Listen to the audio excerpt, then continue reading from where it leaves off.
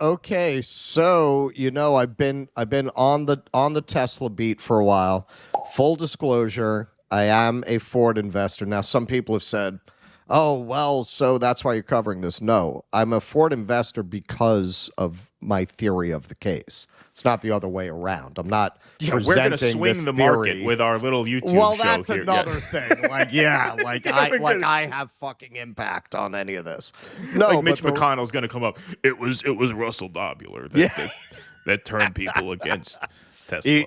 Elon's going to shut down our X account. Yeah, it was Russell Dobular. It's because of he has a tremendous following and influence, and he just did and not and that stop that's it. criticizing Tesla until Wall Ford stock reached $300 a share. Wall Street bets. They only listen to Russell Dobular over there. Yeah, What he says goes. He is the E.F. Hutton of the new generation of Robinhood retail investors. yeah. Listen, on a Uh, serious note, like you guys, some of you guys got to get a little bit of a grip on like the influence of these shows, and on a serious note, like this is why we say like boots on the ground activism, like what we did with Jose on Saturday, is important because it's easy when you watch this stuff all the time, and we love that you watch it as much as you do. That's what allows us to do it, and it's a great honor to be able to do this. But it also is important to get out in the world a little bit so that you don't think that we have this inflated right. importance. Like the idea that Twitter's not Russell's real doing life. this to drive up Ford stock, that's a little mashugana. Yeah, Exactly. yeah, Exactly. Very, very, very well put. yeah. But full disclosure, because we have integrity. I just want to say that. But the reason is my theory of the case has long been that Tesla is going to collapse under the weight of its own madness and the arrogance of its CEO, and that Ford has a market and brand loyalty particularly in the interior of the country that Tesla not only does not have, but quite the opposite, because so many of the people, as you start to expand into trucks, so many of the people who like to buy trucks, they're very loyal to the Ford brand, and they're openly hostile to Tesla because it got linked early on to libs. But okay, so one of my theories was that Tesla was going to start to tank because Elon made himself toxic to his customer base, which is Dems, which is Democrats. What liberal Democrat wants to be seen in a Tesla now? That's like being seen in a Trump, right? It might as well be called Trump Motors. Right. So now there have been a few articles coming out about this because a study was just dropped showing that did indeed happen. This is Wall Street Journal. Elon Musk lost Democrats on Tesla when he needed them most. And what they mean by needed them most is the whole EV market is starting to roll over. The proportion of Democrats buying Tesla vehicles fell by more than 60%, according to car buyers surveyed in October and November by researcher Strategic Vision. Tesla has since made up ground with blue buyers, the research shows, but the dramatic drop highlights the risk hanging over Tesla with an increasingly political chief executive at a time when electric car makers were already struggling to appeal to many Republican buyers. This is a point that I've been making, and some people have said Republicans buy Teslas. Yeah, sure, not in the same numbers. Younger Republicans, I would imagine, and even that, not in the same numbers. The fall contraction coincided with Musk's being increasingly vocal about illegal immigration, amplifying a tweet promoting anti-Semitic vitriol, and publicly attacking Disney over his contention that the entertainment company had become too woke. Musk has called the troublesome tweet foolish, and the Mouse House CEO has defended its positions while saying it needs to stay focused on entertainment, even as they gender swap the Silver Surfer. Let me know how that goes. In many ways, Musk was sounding a lot like Donald Trump, embracing billionaire populism, and less like the green hero he was once celebrated as. Among 2022 model year buyers, Democrats made up 40% of Tesla customers and 39% in 2023, according to Strategic Vision surveys. Things began to change in the 2024 model year survey, which began in October. The makeup of Democrats fell to 15%, while Republicans jumped to 32% and independents swelled to 44%. Those results show Tesla was losing sales among Democrats, Alexander Edwards, president of Strategic Vision, said of the fall findings. In California, a solid blue state, registrations of new Tesla vehicles fell almost 10% in the fourth quarter. That was a stunning reversal from the third quarter, when registrations rose 43%, and perhaps a sign of things to come nationally. See, this is something else I was saying, because you didn't see this turn up immediately. People pre-ordered these cars years in advance. It was going to take time for the impact of Democrats not wanting to buy Teslas to start to show up in the numbers. Tesla doesn't release U.S.-specific sales results, but Motor Intelligence estimates Tesla's U.S. sales growth turned negative this year. Model 3 sedan sales fell 44% in the period that ended in March compared with a year ago, according to the research firm. Model Y sport utility vehicles rose just 1.4%. EV ownership has long been politically divisive. Early electric cars, with dramatically higher prices than comparable gas-powered ones, were cast by critics as playthings for the rich and coastal elites. For every 5 Democrats owning an EV, there have been 2 Republicans. Musk has said he is against Biden, but has stopped short of saying he will back Trump. Quote, there is either a red wave this November or America is doomed, Musk tweeted in March. That's not technically an endorsement, but that's pretty close. That's pretty close. And that is not the way to get MSNBC deranged libs to buy your fucking car. No, not the best sales pitch for electric vehicles. No. As for how his comments might affect his businesses, Musk has essentially shrugged off the suggestion that they could affect things. With respect to Tesla, we make the best cars. Whether you hate me, like me, or are indifferent, do you want the best car or do you not want the best car? All right, so this is where we're going to have a little fun. So check it out. Those clips just dropped on Rumble. They'll probably drop on YouTube later. We did a whole breakdown that was a lot of fun of the trials and travails of the Cybertruck.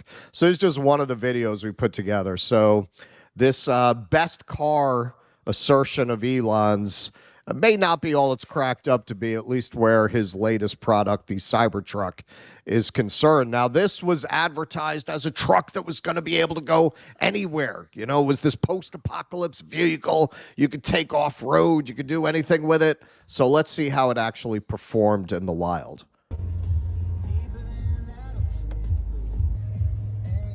I'll call Elon. He'll get you out.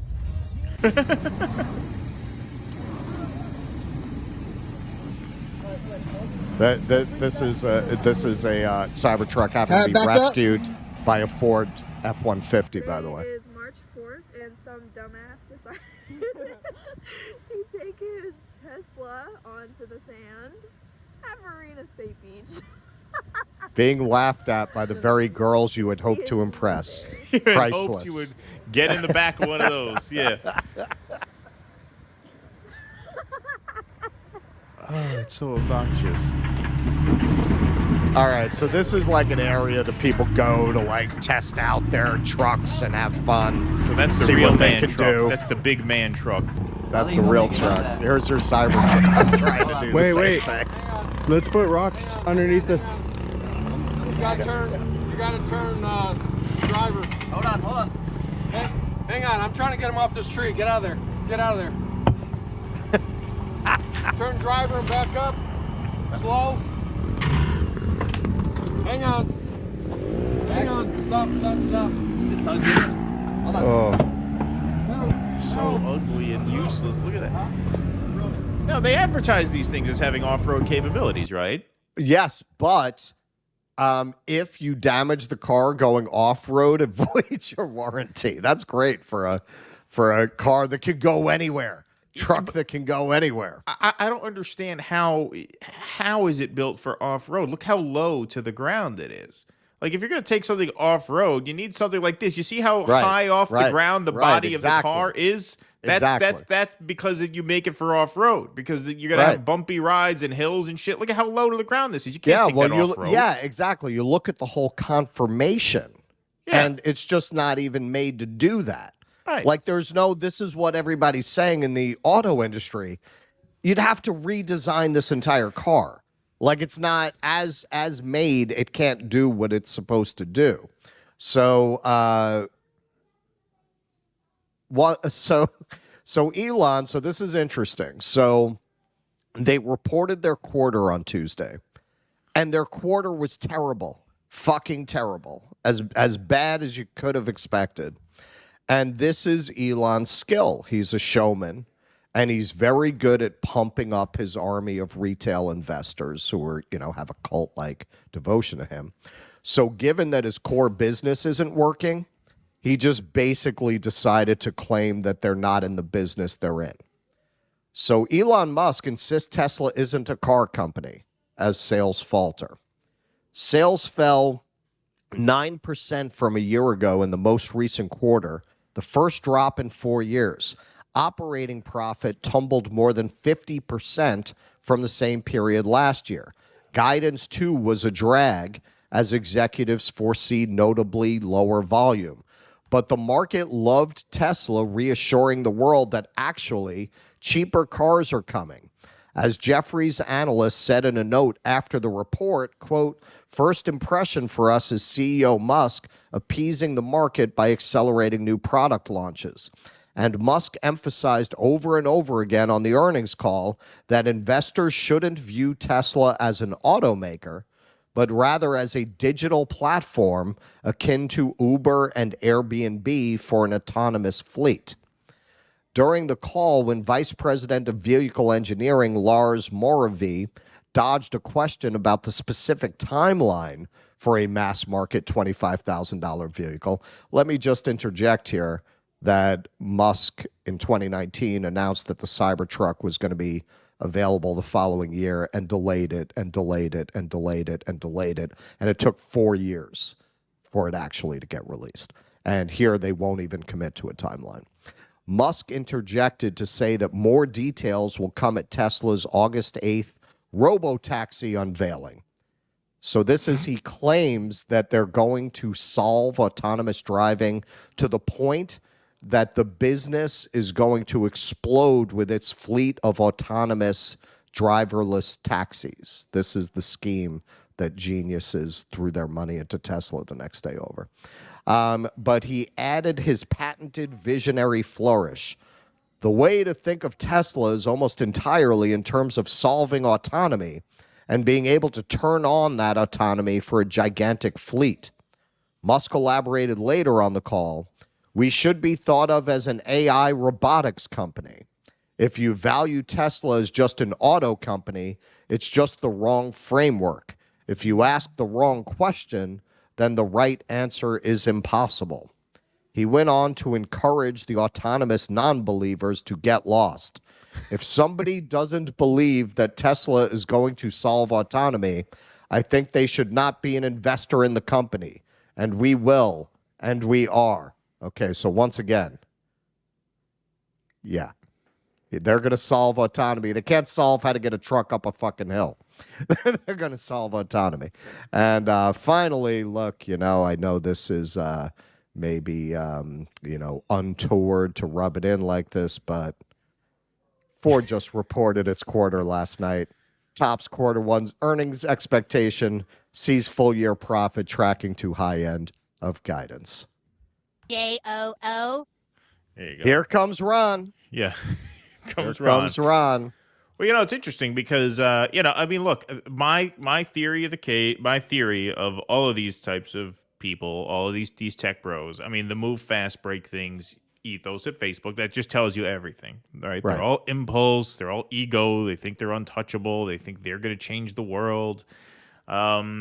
it begs the question, like, did he have the foresight to think, hey, I'm spending $44 billion or whatever it was on an unprofitable company, and the sort of like political blowback of doing that might damage my main brand, which is my cash cow. Right. Is that going to hurt me? Now, he's still got the Starlink. He's got all this other things. He has government contracts. So, I mean, don't get me wrong. He's not heading to the He's poorhouse. got Neuralink. He wants to put chips in your brain. That's right. He's got all these things. SpaceX. He has a lot of balls in the air. So, I'm not saying he's going to be in the poorhouse anytime soon. He'll be all right. But I don't know. Do you think he anticipated that kind of blowback? Like the political fallout from buying Twitter might damage him with the very people who are inclined to buy EVs? I think he's arrogant, and I think he just said what he said there. Well, we have the best cars, so people will buy it anyway. Right. It doesn't matter. Where else are they going to go? Right. Well, and that's very arrogant because the other car companies have been catching up. Like, don't you pay attention to what's going on in the market? In China, Tesla is running neck and neck now with their indigenous leading electric car company, BYD.